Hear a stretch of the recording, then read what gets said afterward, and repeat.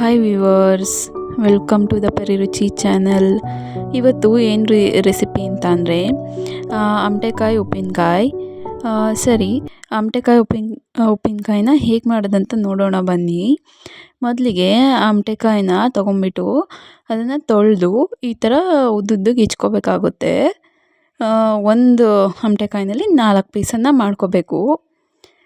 ಇದಾದಮೇಲೆ ಒಂದು ಬಾಕ್ಸ್ನಲ್ಲಿ ಹೆಚ್ಬಿಟ್ಟು ಹಾಕ್ಕೋಬೇಕು.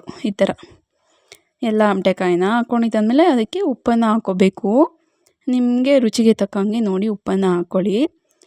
ಉಪ್ಪನ್ನು ಹಾಕ್ಕೊಂಬಿಟ್ಟು ಅದನ್ನು ಚೆನ್ನಾಗಿ ಮಿಕ್ಸ್ ಮಾಡಬೇಕು. ಮಿಕ್ಸ್ ಮಾಡಿದಾದಮೇಲೆ 1-2 ದಿನ ಅದನ್ನು ನೆನೆಯೋದಕ್ಕೆ ಇಡಬೇಕಾಗುತ್ತೆ. ಮಿಕ್ಸ್ ಮಾಡಿಬಿಟ್ಟು ಅದನ್ನು ಮಿಕ್ಸ್ ಮಾಡಿ ಎತ್ತಿಟ್ಕೋಬೇಕು. 2 ದಿನ ಅದನ್ನ ನೆನೆಯೋದಕ್ಕೆ ಬಿಡಬೇಕು. ಇದಾದಮೇಲೆ ಒಲೆ ಮೇಲೆ ಒಂದು ಬಾಣಲೆನ ಇಟ್ಕೊಂಡು ಸಾಸಿವೆನ ಹಾಕ್ಕೊಂಡು ಹುರ್ಕೋಬೇಕಾಗುತ್ತೆ, 1-2 ಸ್ಪೂನಷ್ಟು.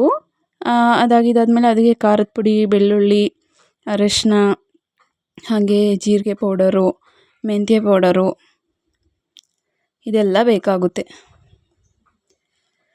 ಇದಾದಮೇಲೆ ಆವಾಗಲೇ ಏನು ಹುರ್ಕೊಂಡಿರ್ತೀವಲ್ಲ 1-2 ಸ್ಪೂನು ಸಾಸಿವೆ, ಆಮೇಲೆ 1 ಬೌಲ್ನಷ್ಟು ಬೆಳ್ಳುಳ್ಳಿ, ಆಮೇಲೆ 1 ಸ್ಪೂನ್ ಅರಿಶಿನ, ಆಮೇಲೆ ಒಂದು ಅರ್ಧ ಸ್ಪೂನ್ ಜೀರಿಗೆ, ಒಂದು ಅರ್ಧ ಸ್ಪೂನ್ ಮೆಂತ್ಯ ಪೌಡರ್, ಆಮೇಲೆ 1/4 ಬೌಲ್ನಷ್ಟು ಖಾರದ ಪುಡಿ.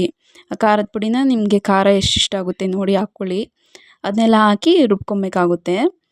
ರುಬ್ಕೊಂಡಿದ್ದಾದಮೇಲೆ ಏನು ನೆನೆಯೋದಕ್ಕೆ ಎತ್ತಿಟ್ಟಿರ್ತೀವಲ್ಲ ಅದನ್ನು ಒಂದು ಪಾತ್ರೆಯಲ್ಲಿ ಹಾಕ್ಕೊಳ್ಳಿ. ಆಮಟೆಕಾಯಿನ ಹಾಕ್ಕೊಂಬಿಟ್ಟು ಅದಾಗಿದ್ದಾದಮೇಲೆ ಆವಾಗಲೇ ಖಾರ ಏನು ರುಬ್ಕೊಂಡಿದ್ವಲ್ಲ ಅದನ್ನ ಪಾತ್ರೆ ಒಳಗೆ ಹಾಕ್ಕೊಂಬಿಟ್ಟು ಆಮಟೆಕಾಯಿ ಜೊತೆಗೆ ಚೆನ್ನಾಗಿ ಮಿಕ್ಸ್ ಮಾಡಬೇಕು. ಇದಾದಮೇಲೆ ಎಕ್ಸ್ಟ್ರಾ ಉಪ್ಪನ್ನು ಕೂಡ ಹಾಕ್ಕೋಬೇಕಾಗುತ್ತೆ. ಅದನ್ನ ಟೇಸ್ಟನ್ನು ನೋಡಿಬಿಟ್ಟು ನಿಮಗೆ ರುಚಿಗೆ ತಕ್ಕಂಗೆ ನೋಡಿ ಹಾಕ್ಕೊಳ್ಳಿ ಉಪ್ಪನ್ನು. ಇದಾದಮೇಲೆ ಅದನ್ನೆಲ್ಲ ಚೆನ್ನಾಗಿ ಮಿಕ್ಸ್ ಮಾಡಬೇಕು. ಹೀಗೆ ನಮ್ಮ ಆಮಟೆಕಾಯಿ ಉಪ್ಪಿನಕಾಯಿ ರೆಡಿಯಾಗಿರುತ್ತೆ. ತುಂಬಾ ಚೆನ್ನಾಗಿರುತ್ತೆ. ನೀವು ಒಂದ್ಸಲ ಮನೆಯಲ್ಲಿ ಟ್ರೈ ಮಾಡಿ. Okay, thank you.